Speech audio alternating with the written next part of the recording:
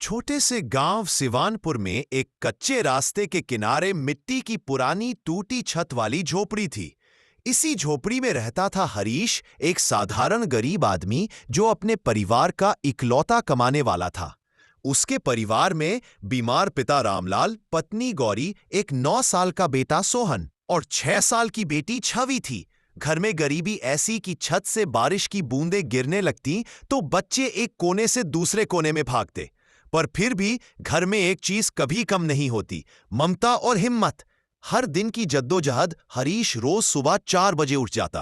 पहले पिता की दवा देकर, फिर गौरी के हाथों का बना सूखा रोटी का टुकड़ा खाकर वह निकल पड़ता। पहले खेतों में मजदूरी, फिर दोपहर को किसी के यहां लकड़ी काटना और शाम को गांव के बाहर ईंट भट्ठे पर काम।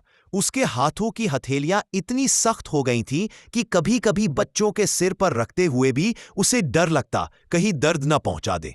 शाम को घर लौटते वक्त उसका पैर कांपता, लेकिन घर की देहरी पर कदम रखते ही बच्चों की आवाज सुनकर उसके होठों पर मुस्कान आ जाती। बाबू, आज मैं स्कूल में कविता सुनाकर। बाबा, मैंने ए से एप्पल लिख लिया। हरीश थकान भूल जाता। सिर्फ यही सपने देखता कि एक दिन वह अपने बच्चों को गरीबी की इस कच्ची जमीन से निकालकर मजबूत रास्ते पर खड़ा करेगा। बीमार पिता और टूटी उम्मीदें। एक रात पिता की तबीयत अचानक बिगड़ गई। दवा के लिए पैसे नहीं थे। हरीश ने अगले ही दिन अपनी पत्नी का इकलौता सोने का छोटा कान का बाला बेच दिया। गौरी ने जब बाला उतारा, उसकी आंखें भर आईं, पर उसने कहा, सब ठीक हो जाएगा, तुम टूटना मत। उस रात हरीश देर तक नींद में भी यही सोचता रहा कि एक दिन उसे अपने परिवार को यह सब वापस देना है। मोड़ बदलने वाला दिन। कुछ महीनों बाद गांव में एक नई सरकारी सड़क बनने लगी। मजदूरों की जरूरत थी। हरीश को पहली बार लगातार काम मिला। रोज की मजदूरी, नियमित भुगतान। वह रोज थोड़ा थोड़ा पैसा बचाने लगा। धीरे धीरे उसने घर की छत की मरम्मत कराई, पिता की दवा ठीक से पिलानी शुरू की और बच्चों को स्कूल की नई किताबें दिलाई। गांव के लोग भी कहते, हरीश, तू मेहनत का जीता जागता उदाहरण है। बच्चों का सपना एक दिन सोहन स्कूल ऐसे। उस सर्टिफिकेट तो देखकर हरीश पहली बार बच्चों के सामने रो पड़ा।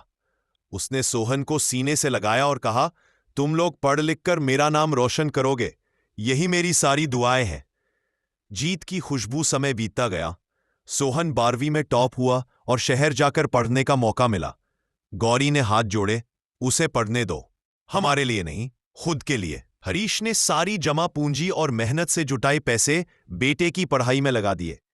6 साल बाद सोहन एक अच्छी नौकरी लेकर लौटा। हरीश के हाथों में अब कांपे नहीं थे, वो गर्व से उठे हुए थे। उसने सबसे पहले अपने पिता के इलाज, अपनी मां के लिए नए गहने और अपनी बहन छवि की अच्छी पढ़ाई की व्यवस्था की। झोपड़ी की जगह अब एक पक्के घर की छत थी और उस घर के दरवाजे पर वही पुराना नाम लिखा था, हरीश निवास, मेहनत का घर। नेक्स्ट पार्ट देखने के लिए कमेंट करें और भी बहुत सारी कहानियाँ।